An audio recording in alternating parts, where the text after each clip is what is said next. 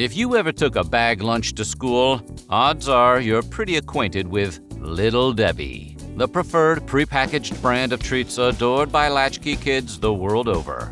Is it a snack? Is it a dessert? If you're bold enough, the answer to both questions is yes. Whoever you may be, Little Debbie has a snack for you, at least according to one of the company's slogans. Little Debbie has a snack for you. But how did Little Debbie get to be so big? Well, today on Weird History Food, we're going to take a look at the history of Little Debbie. But before we get started, be sure to subscribe to the Weird History Food channel. After that, please leave a comment and let us know what other snack food brands you would like to hear about.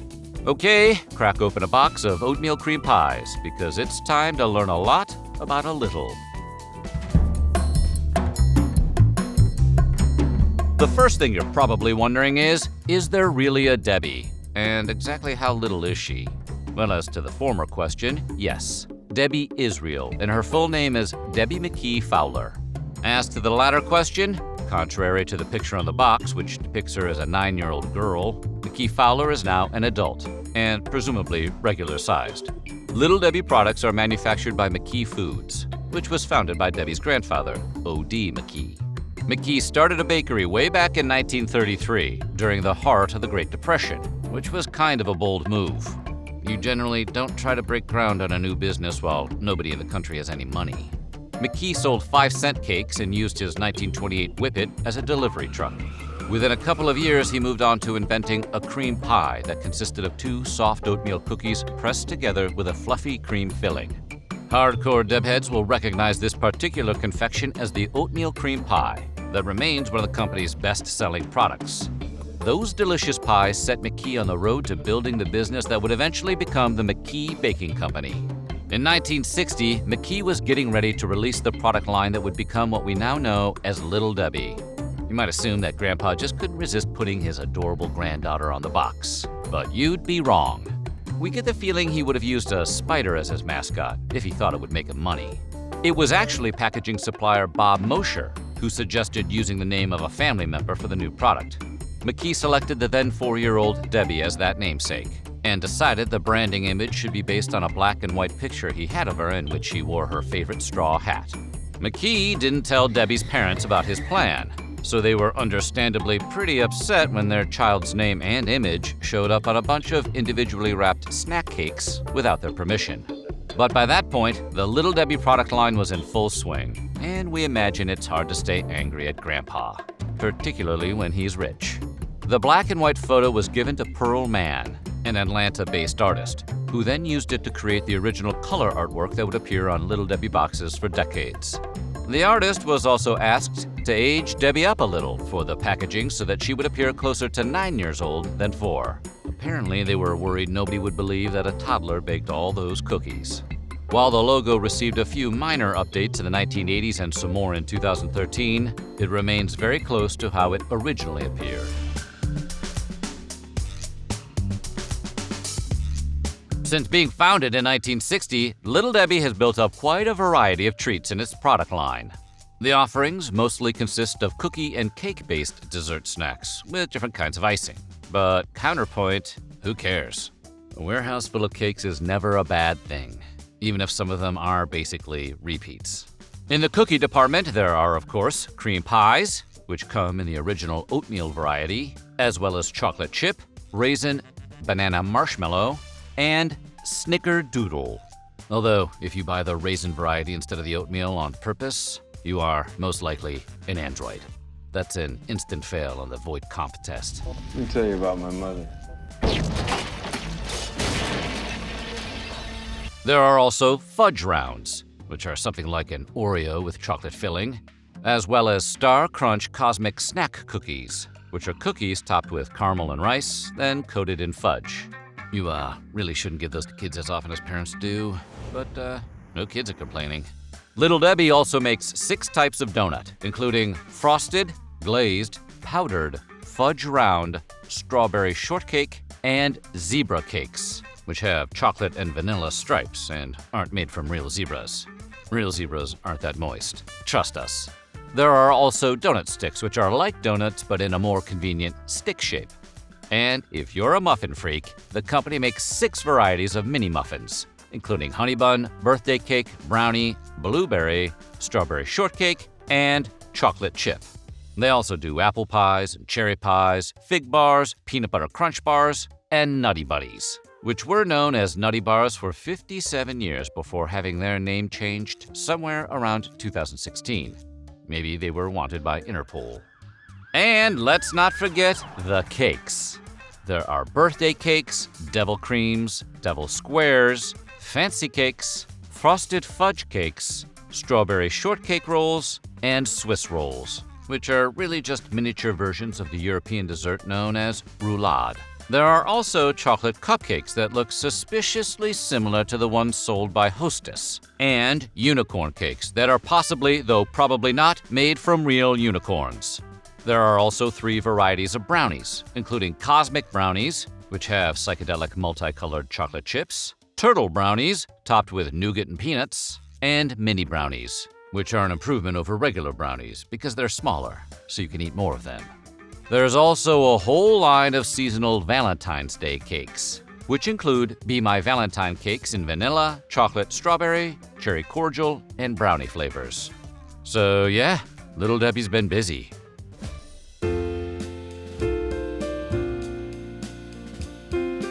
It is not unusual for a privately held company to reflect the values of its founder.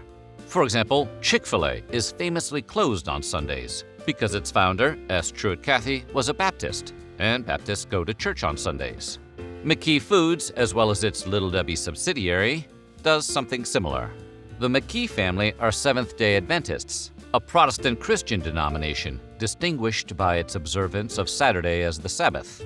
In accordance with those beliefs, the entire company has traditionally observed the Sabbath by closing from sunset on Friday to sunset on Saturday. And it's not just their main operations either. Their promotional agreements are usually structured to observe the Sabbath as well. For example, Little Debbie has long been a sponsor of NASCAR. They sponsored the Wood Brothers in the NASCAR Sprint Cup Series from 2006 to 2008 and JTG Daugherty Racing Team in the 2009 season. Presumably, they pay at least part of the sponsorship in snack cakes. However, despite ponying up the dough for these cars, literally and figuratively, all Little Debbie logos on the team's cars and uniforms are removed or covered up on Saturdays. Similarly, while Little Debbie is typically happy to sponsor charities and events that benefit children, they do not get involved with events that take place on the Sabbath.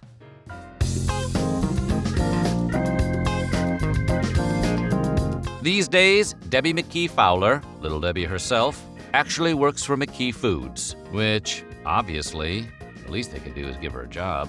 She is currently the executive vice president of the company, and she also has a seat on the board of directors, which has to be a little surreal for the other board members. Imagine being at a meeting of the McDonald's board of directors and finding yourself seated next to Ronald McDonald. Spooky. McKee Fowler is both a bit of a trailblazer in terms of being the first mascot to serve on the board of a major company, and is also following a family tradition.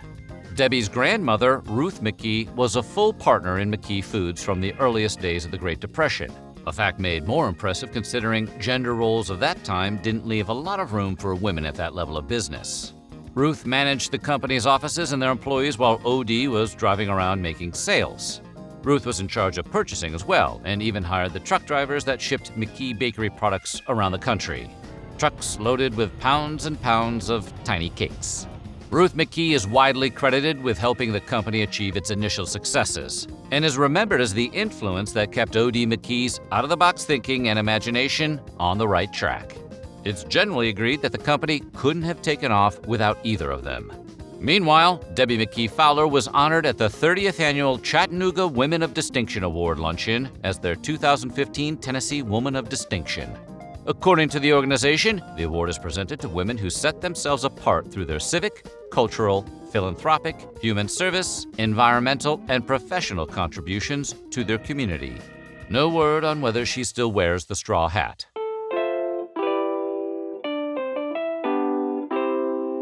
Given how widely available Little Debbie products are, you'd probably guess that they're also pretty profitable. And you'd be very right.